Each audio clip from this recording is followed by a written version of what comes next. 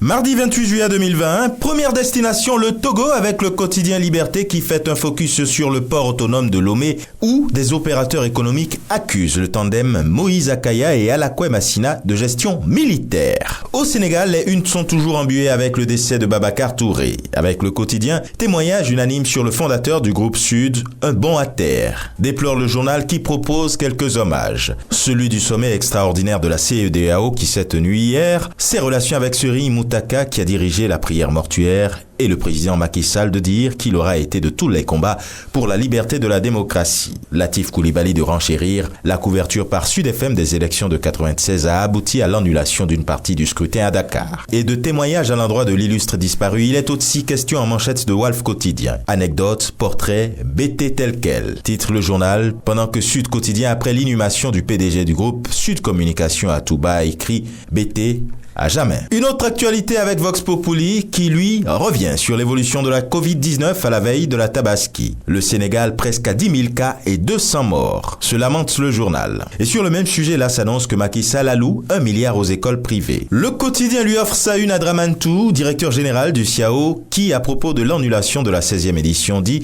qu'un plan B sera proposé et que la prochaine édition classique se tiendra en octobre 2022. Au Cameroun, avec mutation, fonds spécial Covid-19, le CONSUP et la Chambre des comptes se disputent l'audit, annonce le journal.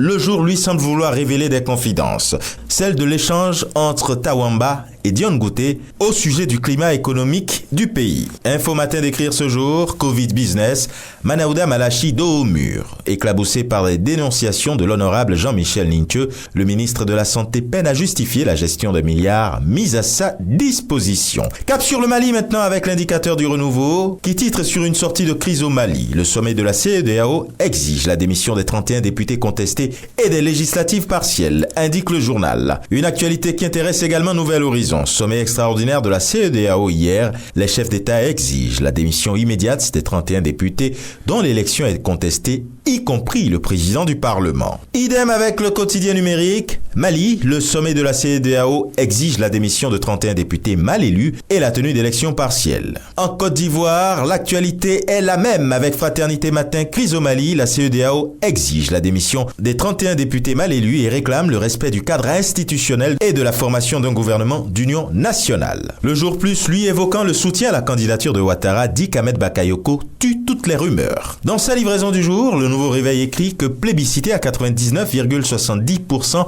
lors des conventions éclatées de dimanche dernier, Bédier, candidat du PDCI, le plus difficile et le plus passionnant, commence. Et enfin au Bénin, avec le matinal, on parle d'emprunt obligataire. Le Bénin sollicite 100 milliards pour soutenir son économie, apprend le journal. Et la Nation lui d'apprendre qu'en ce qui concerne le programme spécial d'insertion des jeunes sans emploi, le programme spécial d'insertion des jeunes dans l'emploi, 885 candidats démarreront la phase pratique du programme. Et enfin avec la tribune de la capitale, séance plénière décisive à l'Assemblée nationale, les représentants des députés au COSLEPI et autres instances connues ce jour. Et ce sera tout pour aujourd'hui, mais encore, prudence, vigilance et surtout, n'oubliez pas les gestes barrières. À demain.